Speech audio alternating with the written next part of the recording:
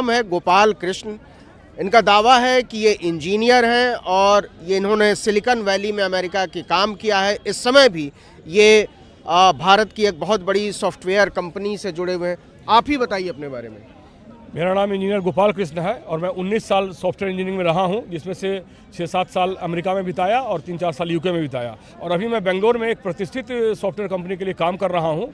और जब मैंने ये देखा कि चुनाव का दुरुपयोग हो रहा है, सवाल है हार जीत की नहीं। अभी आप मतलब वर्किंग हैं? जी मैं अभी वर्किंग। आप यहाँ ये दिल्ली का जंतर मंतर आया हूँ, मैं छुट्टी लेकर आया हूँ। मैंने 1 वीक की छुट्टी लिया है। मुझे लगा कि ये पढ़ाई लिखाई नौकरी से ज्यादा जरूरी है मेरा यहाँ आना, क्योंकि मुझे जनता से हार। आपकी कंपनी आपको निकाल देगी? कोई बात नहीं है, निकाल देगी तो रोटी और अनाज ही चाहिए। और मैं मट्टी से जुड़ा हुआ हूँ, बिहार का हूँ, कुदाल कोड़ के खा लेंगे। अच्छा जी। तो आपको कुछ जानकारी है ईवीएम के बारे में? पूरी जानकारी है। I was the part of that team where security is design for the many banking services. आप जानते हैं कि बैंकिंग के लिए कितनी सिक्योरिटी होती है, मैं उस पर काम किया हूँ। एटीएम वगैरह, करेक्ट। तो सबसे बड़ी चीज यहाँ क्या होती है, सारा खेल चिप का है, ना कि पूरे मशीन का।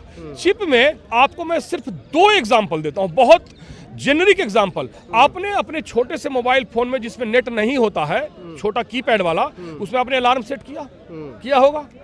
तो यानी आप टाइम बेस्ड ऑर्डर दे रहे हैं। टाइम बेस्ड ऑर्डर जब आपने दिया तो आपके चिप ने, माइक्रो कंट्रोलर ने एक्सेप्ट किया कि 6 घंटे बाद अलार्म बजाना है। ये एक एग्जांपल कि आप टाइम बेस्ड, आपको टच, उसमें इंटरनेट नहीं होता है, तो इंटरनेट की जरूरत क्या है मुझे उसको खराब करने के लिए? इंटरनेट की जरूरत नहीं, पहले से प्रोग्राम करते हैं ना। बिल्कुल प्री प्रोग्राम्ड है वो ऑलरेडी। जब कोई भी मशीन जब प्रॉपर्ली काम कर रहा है, अगर हमने वो प्रोग्राम इंप्लीमेंट किया कि भाई अगर किसी पार्टी ए का वोट कम हो रहा है तो एवरी अल्टरनेट वोट मुझे ट्रांसफर करो।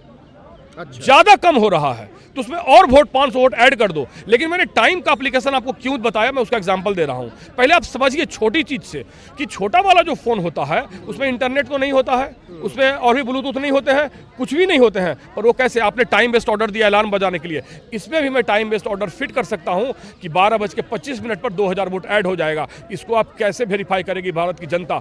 चिप के अंदर में क्या क्या प्रोग्राम है आप जानते हैं क्या? कौन जानता है? इस जगह चिप को कौन समझता है? How many person are working on the micro controller 8251 programming?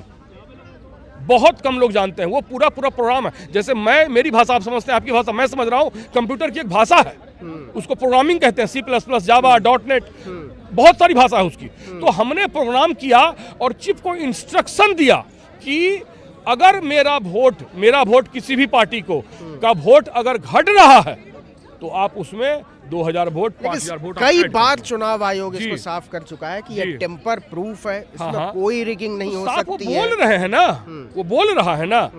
कभी मैं गलत हूं तो मैं बोलूंगा कि मैं गलत हूं?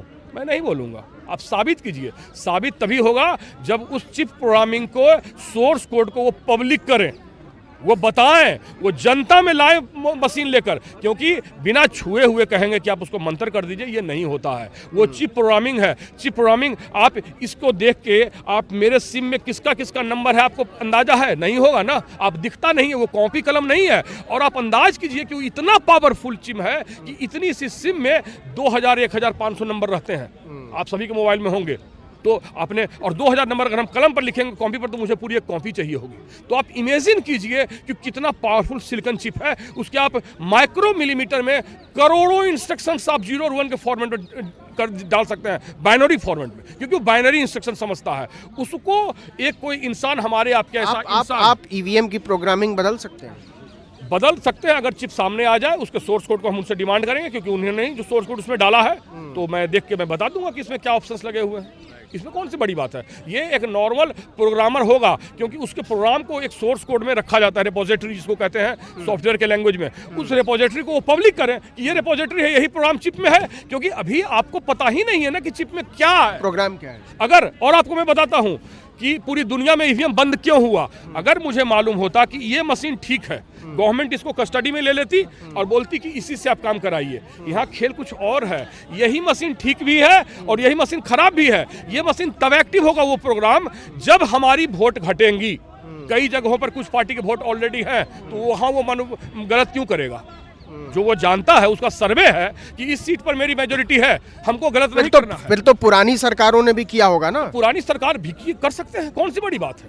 कौन सी बड़ी बात है? पुरानी सरकार भी कर सकते हैं, मैं किसी का नाम नहीं ले सकता हूं, लेकिन ये बहुत बड़ा धूर्तता है और भारत को मानसिक गुलाम बनाया जा रहा है मशीन के द्वारा। और इसी की लड़ाई लड़ने के लिए मैं बेंगलुरु से आया हूं कि मैं मशीन की गुलामी नहीं करूंगा। जनता मुझे हरा दे, किसी को भी हरा दे, वो स्वीकार है।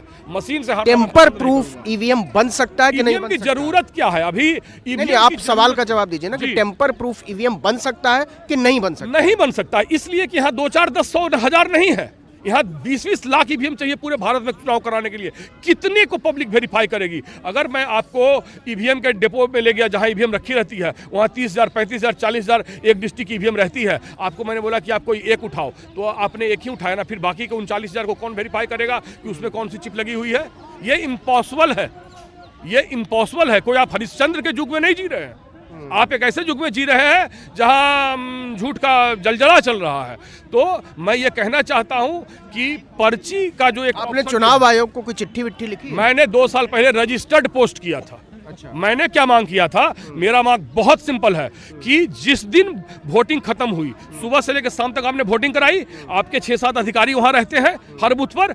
अब जो वोट पड़ गई तो उसी समय आप पब्लिक कर दीजिए और बाहर में टांग दीजिए। ये कैसे संभव है? पता नहीं कितने फेज में चुनाव होते हैं। होने दीजिए, क्या दिक्कत है? उस बूथ पर तो एक ही बार होगा ना, उस बूथ पर तो एक ही बार होगा ना, उस बूथ पर particular booth number 510। Exit poll तक तो होता नहीं है, गिनती कहाँ से हो? नहीं तो गिनती, अरे भाई एक बूथ पर 5-6 एम्प्लॉई है, आप क्यों नहीं उसी से पब्लिक? जैसे ही बूथ वहां से बाहर निकला वो टेम्पर हो गया, वो किसी आदमी के हाथ में गया, किसी बड़े अधिकारी के हाथ में गया। उनका क्या एटीट्यूड है उसको कौन वेरीफाई करेगा? वो तो पूरी निगरानी में होता है। नहीं, कोई निगरानी नहीं। चिप की आप क्या निगरानी करेंगे?